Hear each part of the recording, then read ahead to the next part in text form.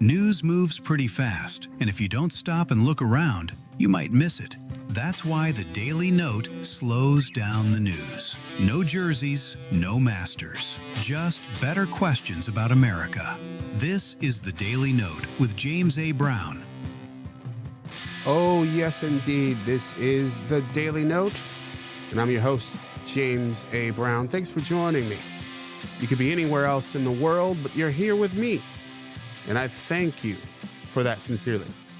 You can check out my work at jamesabrown.net. That's jamesabrown.net.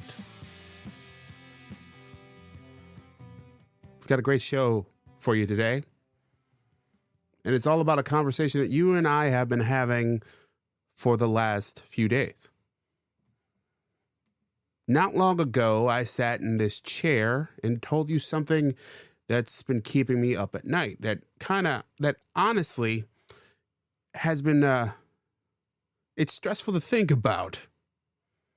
I told you that America is running out of young people. And I want you to think about that statement for a little bit, because I know how it sounds. It may be hyperbolic, and that's not what I do here. I'm not saying it to get attention. It sounds dramatic. It sounds like I might be exaggerating to make a point. But I'm not. The babies who will turn 18 in 2030 needed to be born in 2012. They weren't. There's not enough of them. The babies who will turn 18 in 2035 needed to be born a few years ago in 2017. They weren't born either. We can't go back and have those babies now. That's the thing about demographics that people often overlook. The future is already written. It's sitting there in hospital records, in birth certificates. It's just waiting to hit the rest of the world. In fact, 2025 was a big year for this. We hit peak 18. Nearly 3.9 million kids graduated from high school. That's the most we've ever had, and the most we'll have for quite some time. Maybe ever. From here, the numbers go down year after year for at least the next 18 years. Probably longer. That's not a guess. That's just counting the children who go through our hospitals day by day. And I made 5 predictions about what that's going to mean for us, because I think that's one of the most undertold tales of our time.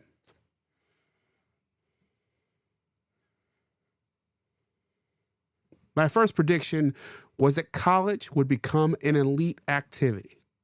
Not because we want it that way, although, there's probably a few that do. Not because, some committee decided to do it, but because there won't be enough 18-year-olds to fill those classrooms, and there will be a domino effect that follows. The big schools, the famous ones, the Harvards of the world, the ones with the billion-dollar endowments and probably $100 million endowments are going to be okay. They'll always have more applicants than they'll accept. In fact, I think they'll probably thrive in this environment. People will always want to go to Yale and Stanford, Cal, Berkeley.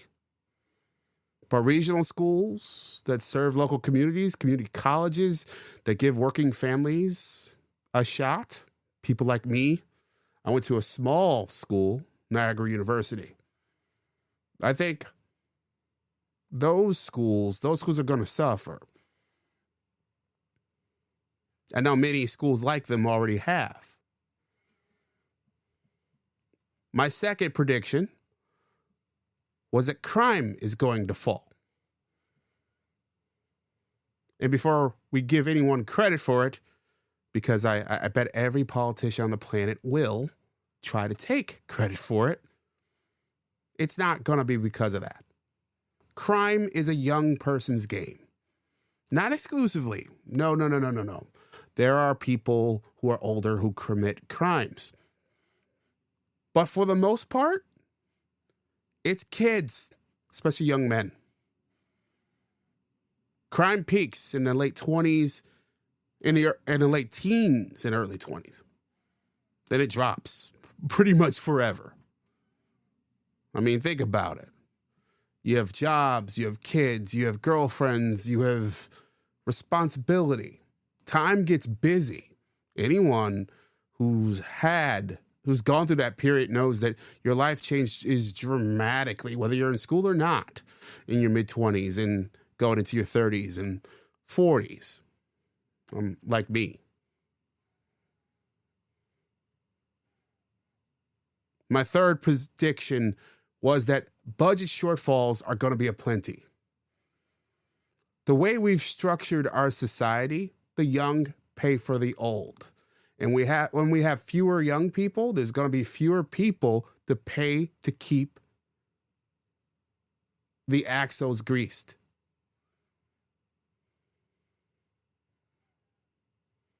The structure was built to assume that there will always be more.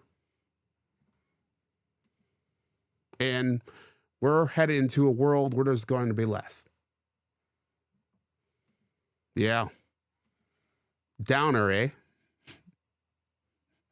My fourth prediction was a little bit lighter.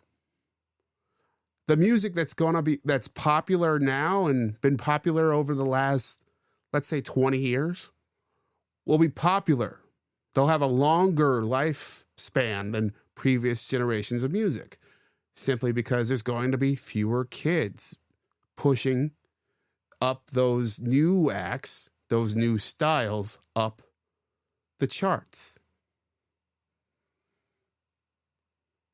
And then add on top of it what's happened with innovation. The fact that we all have the access to the world of the history of recorded music at our fingertips, we're not going to see as many new acts pop. So we're going to end up with a whole lot of the same. And my fifth prediction is that the government is eventually going to try to pay people to have kids. Tax credits, cash payments, baby bonds. They'll try something. Because that's always the first response when numbers get bad enough. We've seen it in other parts of the world, and we'll go into that later. We'll throw money at the problem and hope people respond. Now, those were my predictions. And I heard from a lot of you. I read comments, I got emails, and I wanted to share some of what you said, a handful of the responses, the ones that really made me think, am I right? Am I wrong here? And walk you through my thoughts, my responses to you. This one was on Newsbreak.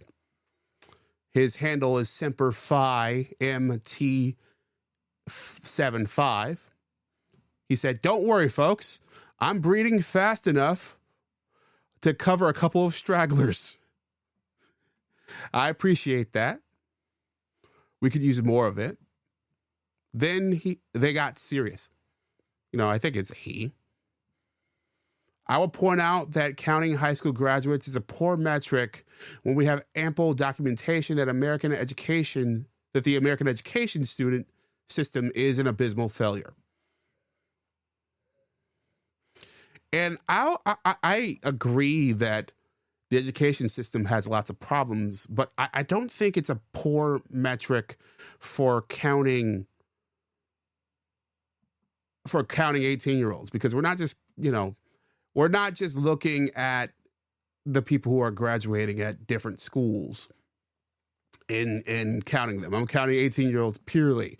If you look at birth certificate, birth records, there's simply not going to be as many 18-year-olds next year as there are now, and so on and so forth.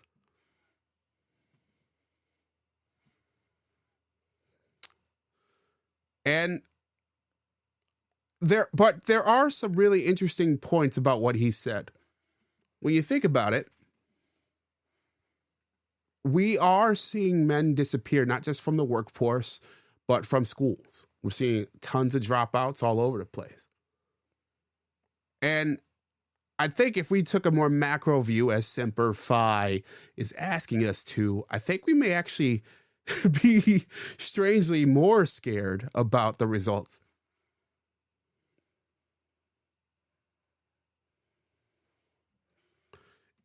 There's a possibility that we're wrong here. I don't think we are.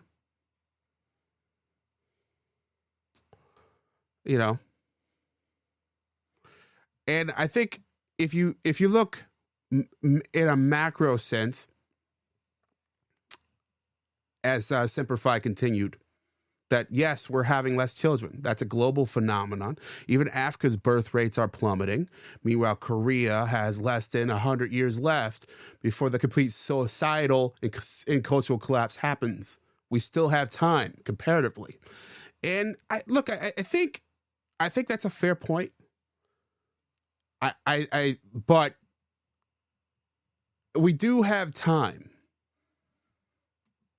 And I think that what I would like to get across, and what I hope I got across before, is what we do with that time is what's important. How do we adapt our systems to adjust to a world where there's simply going to be fewer of us supporting more of us? Where the pyramid of age, of lifespans, is turned upside down. It's not something that you hear talked about very often.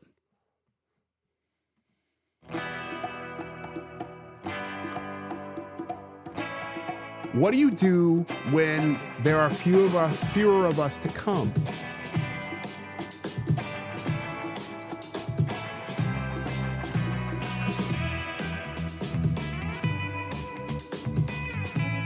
When there aren't as many people as we need to pay Social Security, to pay taxes. We're seeing this with churches these days where they're contracting, Catholic churches in particular, but lots of churches. We're seeing this with some colleges, as I mentioned. What do we do next? We'll dive into that a little bit later. This is the Daily Note. Slowing down the news.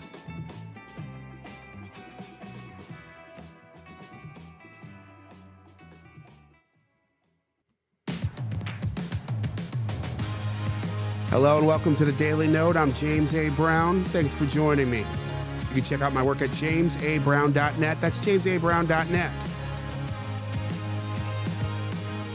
I was continuing a conversation that you and I have been having online about my last episode, where I shared with you some of the things that trouble me about our population. There are fewer of us. There's no ways about it. You can't talk our way around it. So I picked a handful of comments that happened on Newsbreak, that I got on TikTok, that I got on Instagram, and where have you, some emails as well. And I'm going to respond to them one by one. Georgia K said that people aren't having 10 plus kids anymore. And that's it. That's the most succinct way to say it all.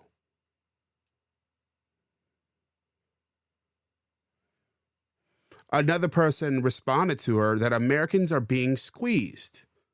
And that's how we got there. Think about it.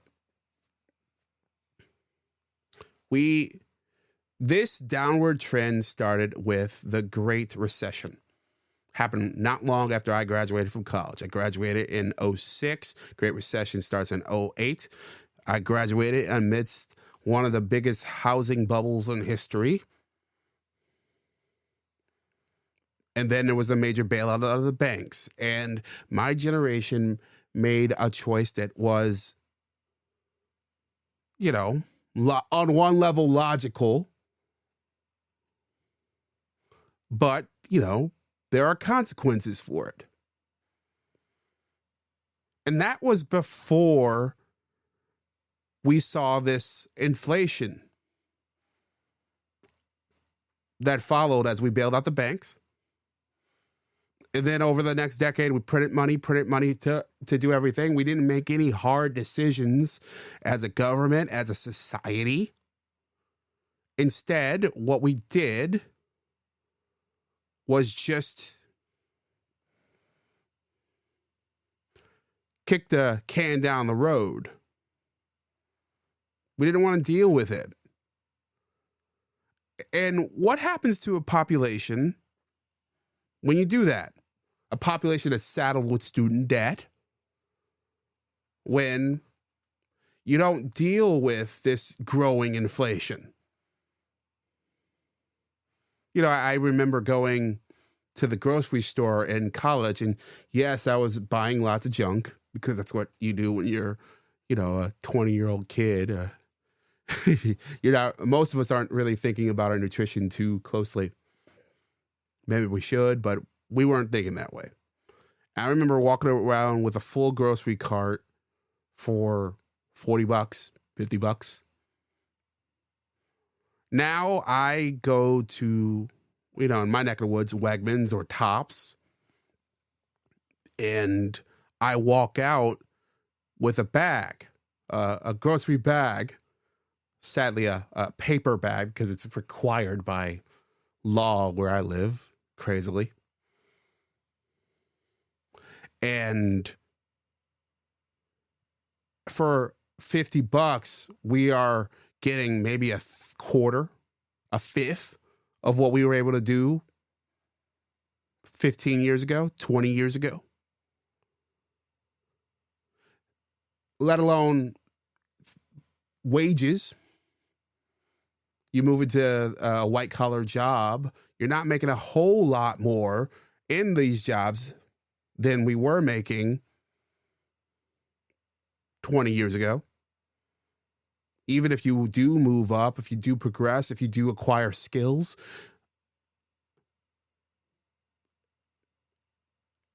everyone feels that squeeze. I write about it a lot in my daily column.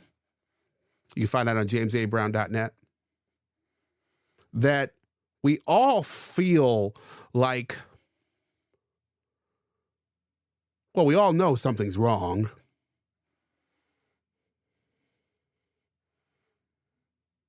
And we can feel this sort of tug that we have to think through every little purchase. We have to budget more closely, not just because we have more responsibilities, although that is part of this, but simply because, you know, 100 grand is not 100 grand now is not 100 grand 10 years ago or 15 years ago. And we were told that, hey, if we doubled down and invested in ourselves through student debt, that we would be able to afford a middle-class lifestyle. And I think what's true for me and what's true for a lot of Americans is that we can't. At least not the lifestyle we were promised. Now, it's not that I'm not whining here, but what I am trying to do is acknowledge that this is a real problem. If you are going through your 20s, you're going through your 30s, these are your formative years where you're trying to meet a mate. As harder as we've made that on ourselves. That's a whole other show to come. But as we go through all of this, if we feel that it's harder to get through, to pay for basic things, to afford a house, to afford a car, to, filling those cars and those houses with children in car seats. I understand the logic of not wanting to do it. So that all goes back to what an anonymous person wrote me, is that people are feeling squeezed. If we're honest about it,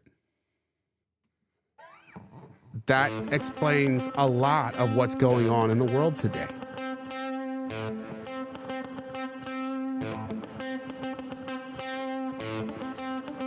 That squeeze is shaping our behavior. It's making us make decisions that we wouldn't have otherwise.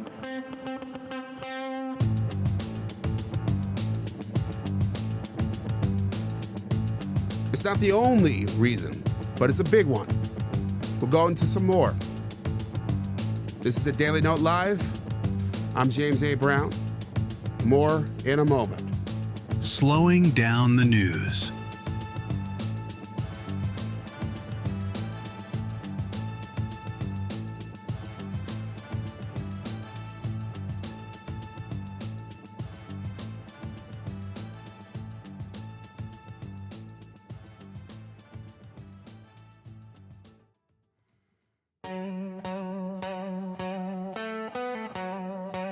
Want to talk to James? Send him an email at james@thedailynote.net.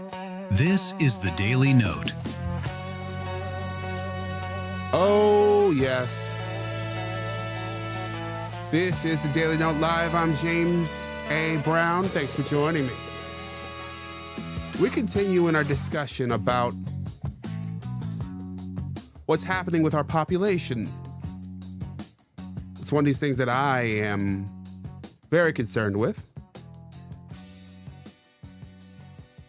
What's happened is that we've reached peak 18. For at least 18 years, we're not going to have as many 18-year-olds. We're going to see a downward slope in our population. And when you have fewer and fewer people entering the workforce, fewer and fewer people entering college, you get to... You're going to change. Society's going to change. There's no way around it. So I shared this with you. I spent the better part of an hour breaking this down with you. And when I got a lot of response on this one. So I wanted to walk through some of the things that you shared with me. One of my favorite usernames I've seen in recent years was polemic. I love polemic. I love polemicists too. And polemic said that I keep trying, I'm assuming trying to have a child, but my wife says she feels like she's 60 years old. I read that one a few times and I couldn't stop thinking about it. What does it feel like to be so tired that you feel decades older than you actually are? And then I started thinking a bit deeper on it.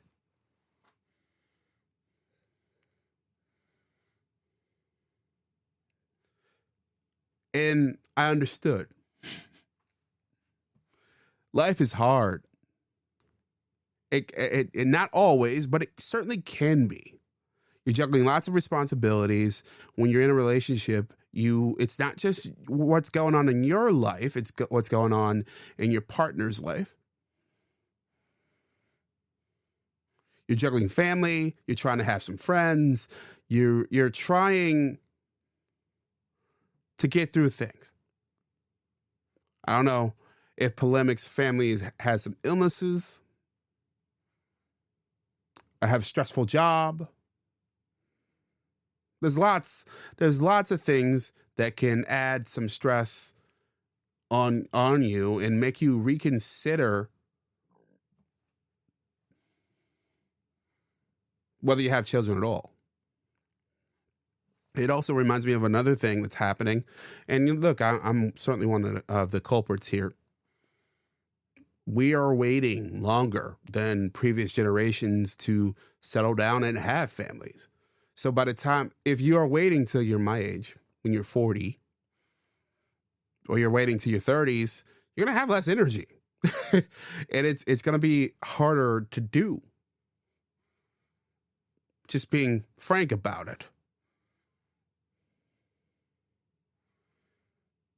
And I think that habit, which there's lots of, study on it, on why people make the decisions they do.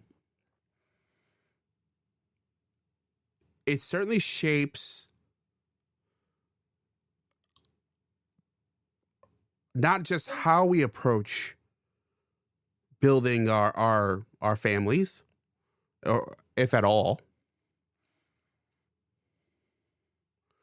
but it also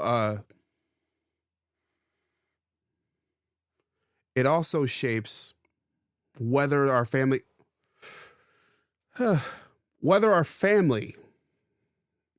happens at all. There's stressors on us.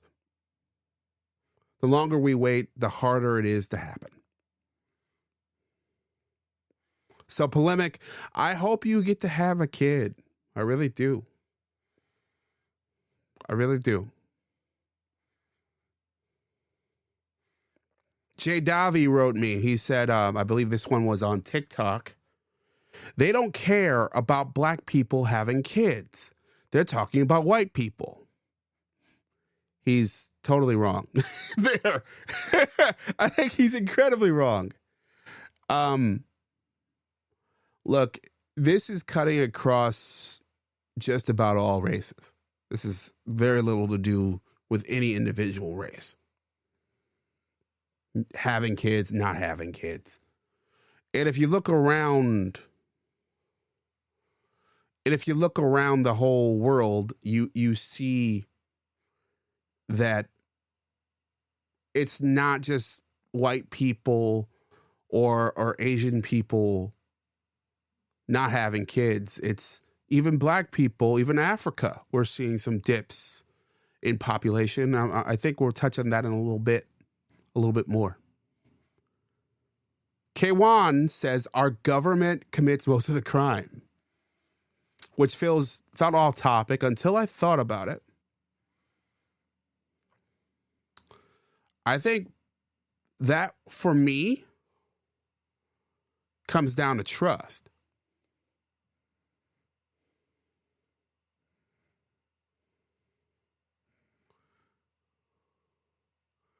And I think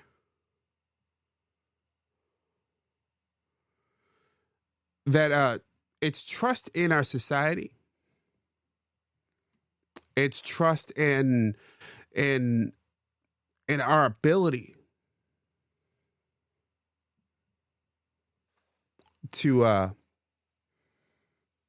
support our families. It's trust that we can hold up our end of the bargain. It's definitely a weight that I feel at times, that I won't be able to do all that I think that I will need to do to support those youngins. The system gets so heavy at times that it feels like, man, is this worth it?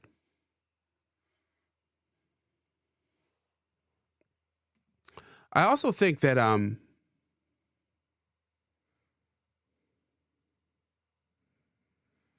also wanted to address the fact that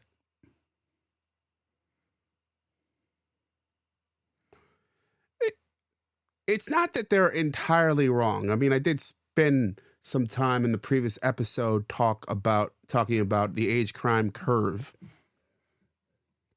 and how young men commit the vast majority of crime. But K1 has a point. I mean, look, government corruption, white collar crime, There's certainly a lot of crime that does come out of the government. It's not everything. It's not everybody. But it is, it is certainly something. I mean, we live in a world with Jeffrey Epstein and, where we're having a former president and Bill Clinton being called to account. The current president was accused of all sorts of crimes. And, it seems like same thing with the Biden administration, also accused of crimes.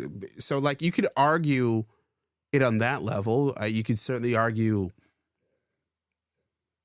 that, that we've committed countless war crimes. It's not entirely nuts to say that the government commits crimes. Most of the crimes, that seems like a stretch. I wouldn't go there exactly.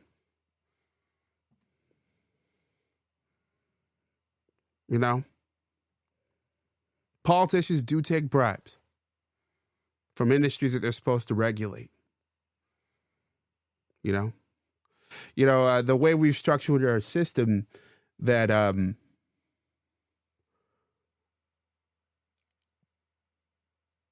our politicians, especially Congress members, are constantly fundraising. So when you're constantly fundraising, you're constantly attaching yourself to wealthy people, wealthy donors. Most wealthy donors want something in return. They're not just handing out money because they're nice.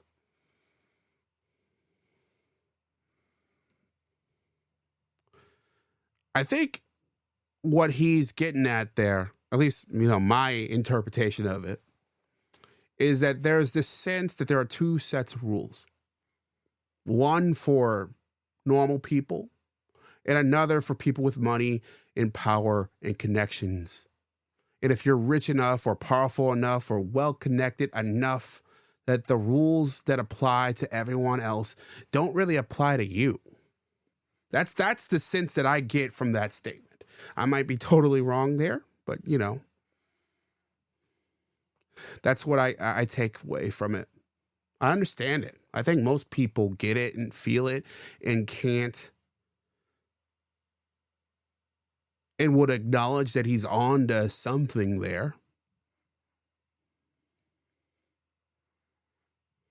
And I think that there is a logic that if you're in a world where you don't trust the people who run the planet, who run the country, run our cities, our towns, our states, to operate it fairly, I can see the logic, no matter how flawed it is, that you may want to pull back. You may not want to have families. I do think that that's not a rationale that's grounded in reality, because I don't know that there's ever going to be a time where you could be honestly looking at government of any kind and be able to purely depend on them to do the right thing. They're people.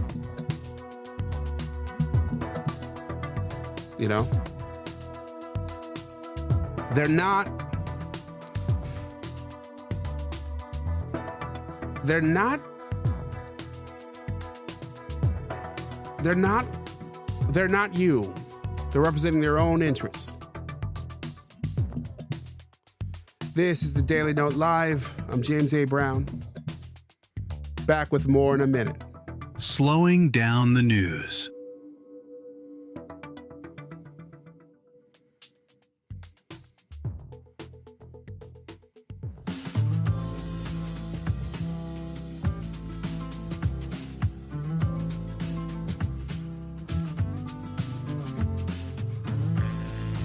Want to talk to James? Leave him a comment on jamesabrown.net. This is the Daily Note. This is the Daily Note Live. I'm James A. Brown. Thanks for joining me.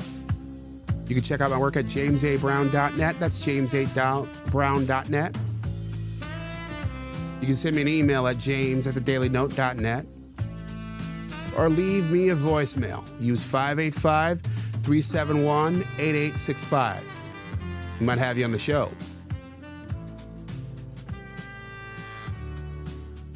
I started all this with a number that's 3.9 million.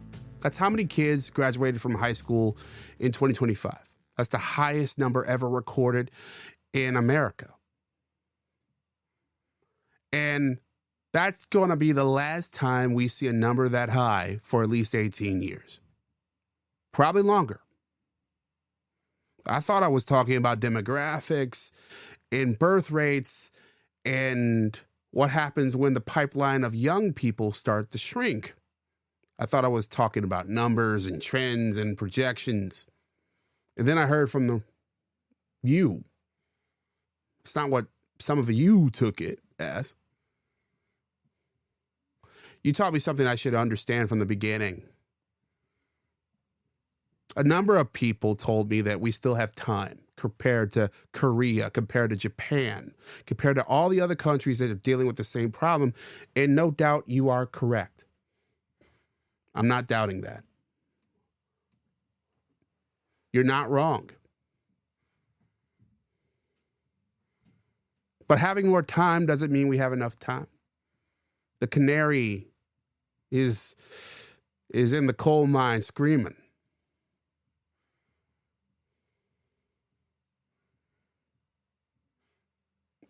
And some of you said the obvious, people aren't having a ton of children anymore. We've skewed smaller for lots of reasons. We've moved into cities. We've, technology, the cost of having family. We've moved away from farms. At one time in history, having children was about having free labor. As weird as that sounds, it's definitely part of the rationale for having big families at one point.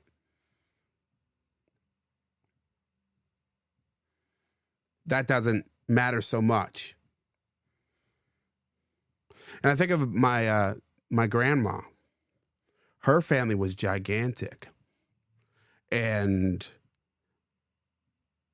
I believe she had something like, I want to say 13 siblings. And most of them didn't live to be older. And that's part of why we had many kids. We just didn't have, the kind of healthcare we have now.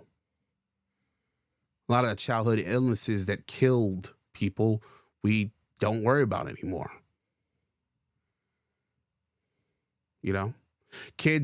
Child mortality is not nearly as high as it once was.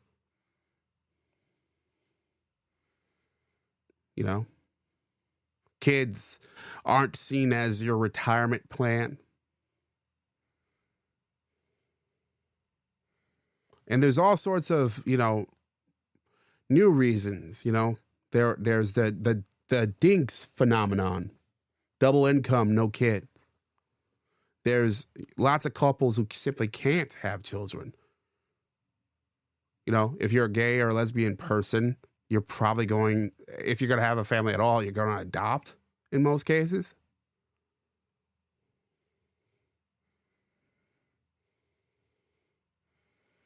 But the one that really stuck out to me, and I'd like to end on, is that Americans are being squeezed.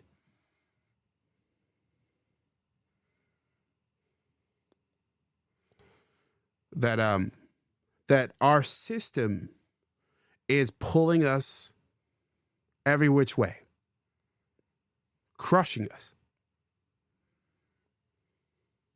That many of us feel that we can barely support ourselves, let alone another person, even if we want to.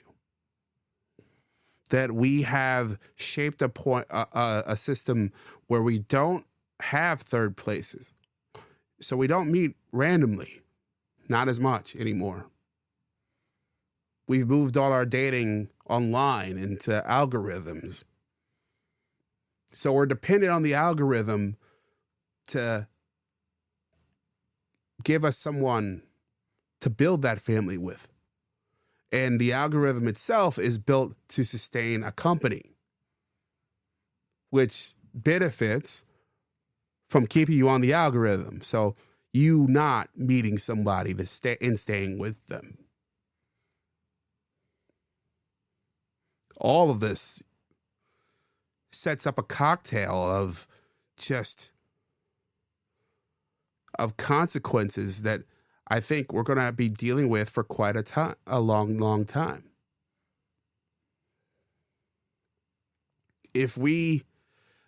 And I want to leave you with this.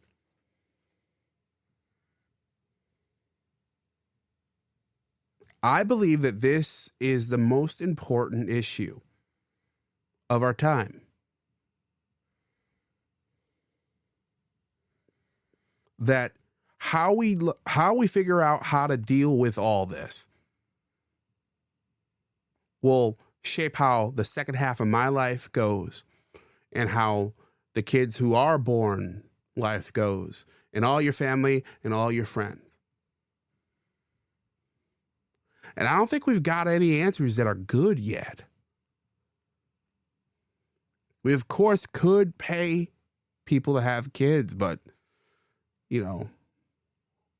I wonder about that kind of person, the person who would take that check. You should want to be a parent.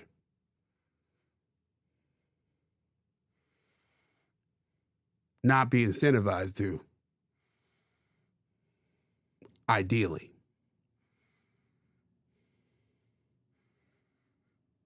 All of this is a series of massive concerns, a series of really troubling ones. I think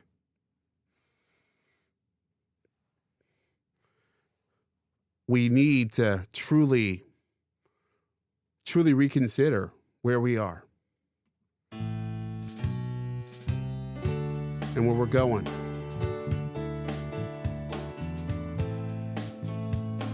Once again, I'm James A. Brown.